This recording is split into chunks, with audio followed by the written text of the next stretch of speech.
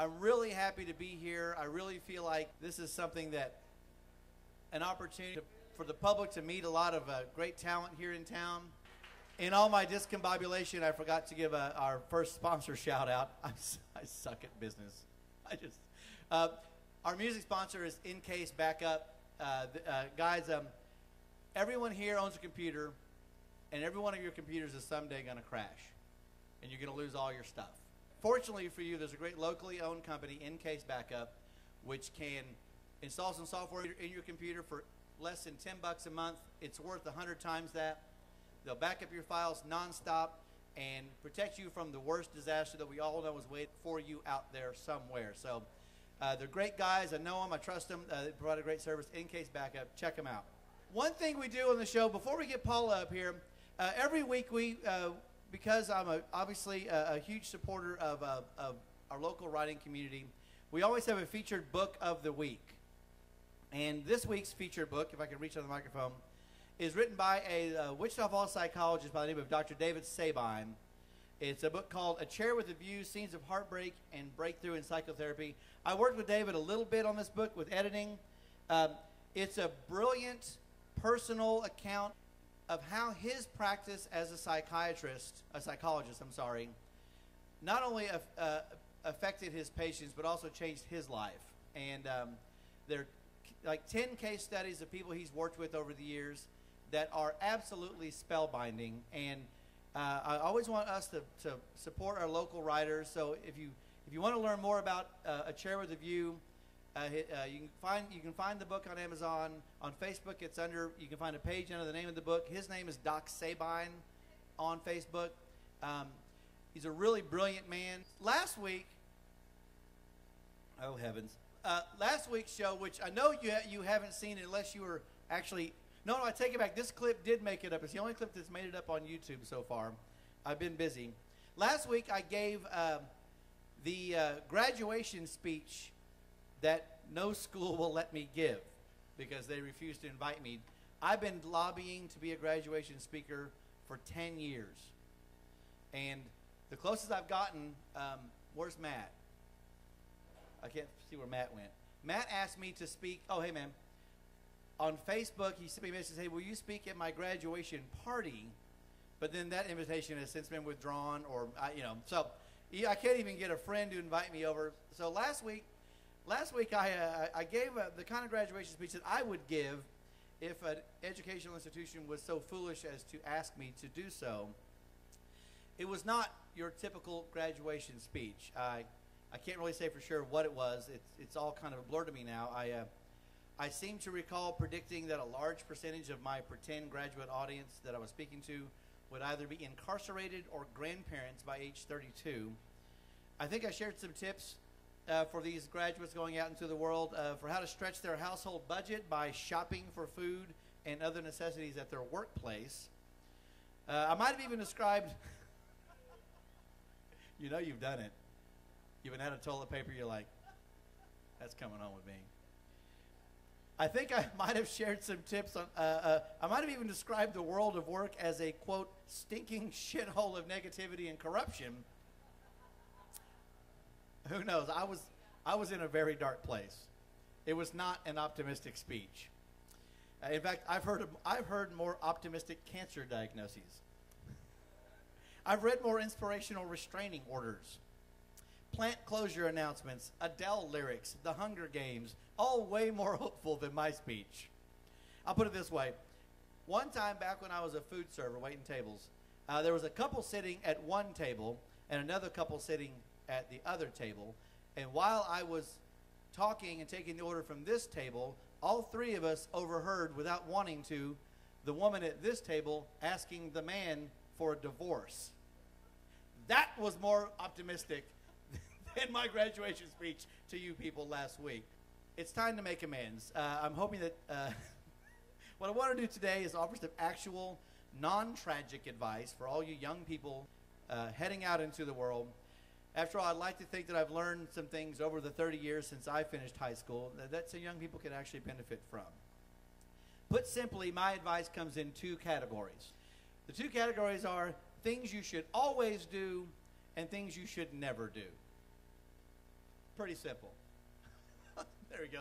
Now we're talking. But there are a few black and white absolutes that every young person should know. Some of them are big concepts. Some of them are small. But they're all true, and you need to know them, kids.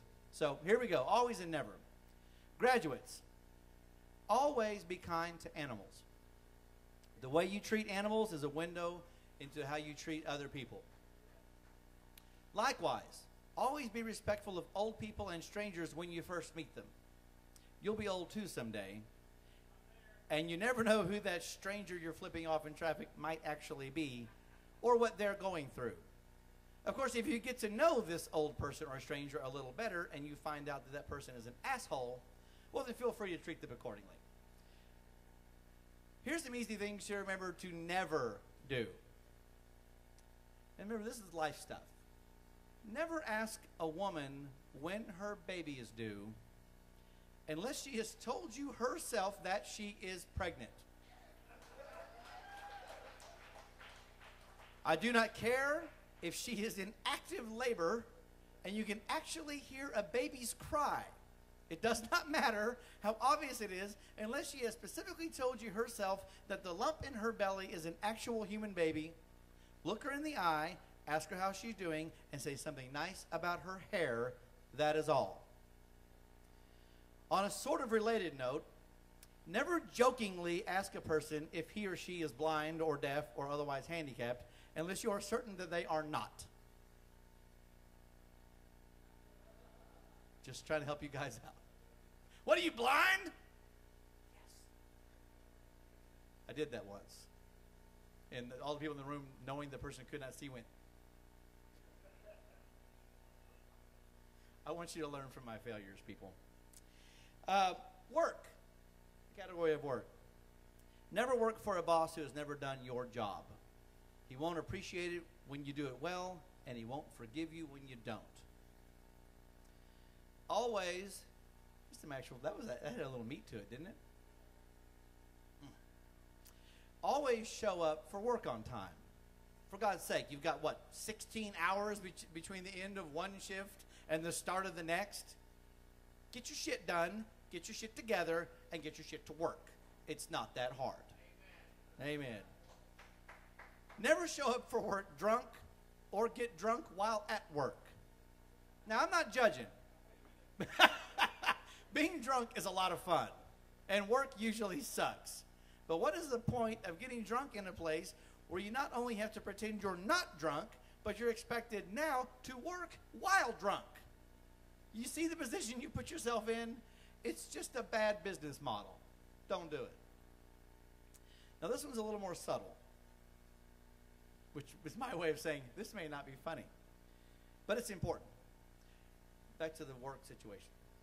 Always, and if you see it's in caps, always seek opportunities while at work to mention that you have an older, distant relative, like a great step-uncle, who you were fond of as a kid, but you haven't seen for many years.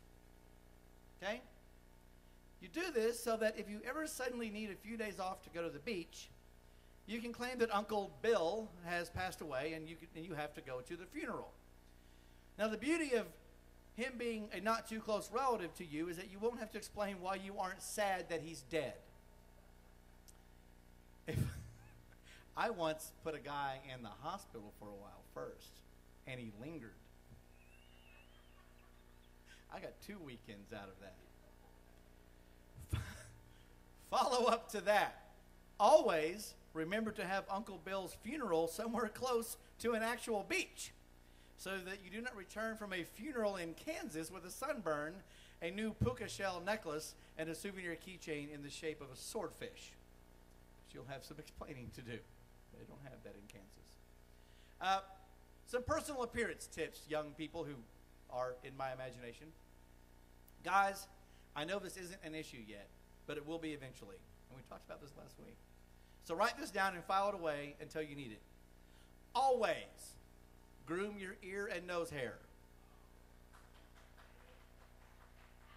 And by groom, I mean make sure none of it is visible to others ever. In the meantime, since most of you young punks insist upon walking around wearing flip-flops everywhere, every day of the year, Always trim your freaking toenails. It's bad enough that they're yellow and or fuzzy, but you can at least keep them shorter than Wolverine length. It's just about respect for other people. Continuing. Always tip your server. That's it. There's no jokes here. Tip the waitress, tip the bartender, tip the doorman, your stylist, tip all these people. If you don't tip or won't tip, don't bore us with some long-winded explanation about why you didn't or why you won't. Just admit that you're a douchebag and get on with your life. If you can't afford to tip, you can't afford to eat out, and you should just cut your hair at home next time, douchebag. That said, if you are a tipped worker, never get bent out of shape when you don't get tipped. Everybody gets screwed once in a while at work, including you. Get used to it, get over it, nobody cares. Okay? Career in school, kids. Career in school. Always keep moving forward.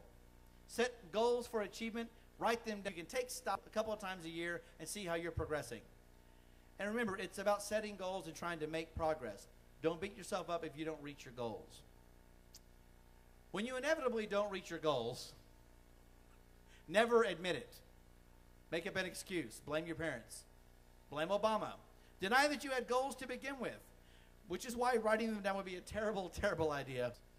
Personal development. Always keep learning. It's an essential part of remaining vital and connected to the world. Never talk to other people about that stuff that you're learning. It's boring, and you always seem to want to talk about it while we're trying to watch TV. Family.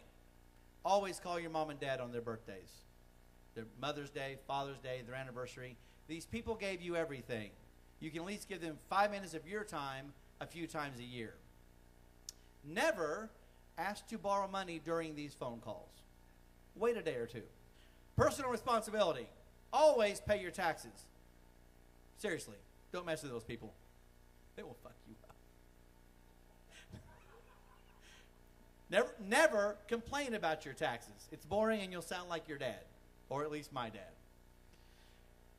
Continuing in the area of personal responsibility, never get arrested in Mexico. Believe me when I tell you the Clay County Jail has got nothing on those guys. Always do not get arrested in Mexico. It bears repeating. Well, that's all the advice that I have for you here today. Always remember to never forget these words. That's my advice to you, fabulous young people. I want to thank Rodan and Fields, our sponsor. Doctors Katie Rodan and Kathy Fields, the experts behind Proactive, had developed a new clinical company. Rodan and Fields is expanding nationally. And a good friend of mine from high school, Angela Giddens, is leading the company's effort to open up in the Wichita Falls market. And she's looking for business partners right now. I think this is an outstanding opportunity to get in on the ground floor of a company that's big and going to be big right here in Wichita Falls. So if you're interested in learning more about Rodan and Fields and adding some income to your family, just let me know and I'll put you in touch with Angela. If you haven't noticed, I'm sitting on the nicest chair in the room, and it's not just because my name is on the flyer. This high-end, ergonomically correct chair from Better Backs by Design, which is a division of Wilson Office Supply, is the most comfortable chair I've ever sat in. Guys, listen, you spend a third of your life at your desk at work, you might as well be comfortable. Invest in a great chair. I promise it'll pay you back in comfort. Phil and Chill, everybody knows Danny Foy that has a Foy service station there at Maplewood and Southwest Parkway. He's opened the best convenience store in town, Phil and Chill, across from the McDonald's by Walmart right here. Great drive-through, great, beautiful, friendly car hops. It's the only convenience store that I actually just go to and hang out because it's a fun and great place to be. Check them out. It's a great addition to the retail market. And Bahama Bucks on Kemp across from Sonic. Been there several years. My good friend Sean Butler is the owner there. If you can go to Bahama Bucks and leave not cooled off, well, then you did it wrong. It's a great place to go. I don't care how hot it is. Get yourself a smoothie, get yourself a shaved ice, and you will leave a cooler person. We're going to take a very brief break. We'll be right back. Some people call me the space cowboy.